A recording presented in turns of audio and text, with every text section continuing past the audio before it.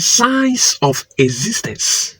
The body of man is a borrowed garment from dust to clothe the spirit of man. The spirit of man is the breath of God. When man dies, it is because the spirit has unweared the garment borrowed from the dust, which is the body. The same spirit returns back to God to present an account of its assignment on earth. The spirit is here on earth to fulfill a divine mandate. I am speaking of the spirit of man. The divine mandate is unique to individuals, and how one lives it solely depends on his understanding of the calling of God over his life. For God to function through man, he communicates to the spirit, and the spirit communicates to the body. The body is here to serve the spirit of man, and not the spirit serving the body. The spirit is superior to the body. The body is a servant of the spirit. At the end of man's sojourn here on earth, dust will receive back its flesh, and the spirit shall go back to heaven to stand before God where it belongs. The coordination of all the activities of the spirit of man while on earth is carried out by the soul. I repeat, the coordination of all the activities of the spirit of man while on earth is carried out by the soul.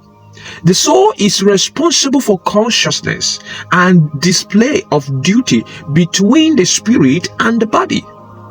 The reality here is that in the ranking of man's eternal life, the spirit is superior to all, followed by the soul, and the flesh is last. It is then unfortunate and alarming to know that many have placed the body above every other thing. First of all, you don't own the body. Its rightful owner is dust of the soil. The rightful owner of the body is the dust of the soil. Everything you invest into the flesh, this flesh one day will be gone from you to the dust, to worms, to maggots, to insects, and to enrich the soil. This body will one day become the nutrient, the food of the soil.